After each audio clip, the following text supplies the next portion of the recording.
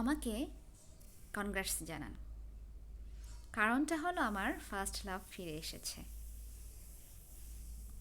কিন্তু এমন একটা সময় ফিরে এসেছে যে সময়ে আমার তার কাছে ফিরে যাওয়ার উপায় নেই, আবার তারও আমার কাছে পুরোপুরিভাবে ফিরে আসার উপায় নেই।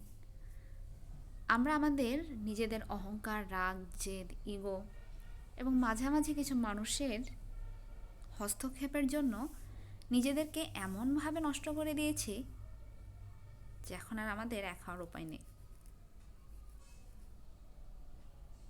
তাই না? First love.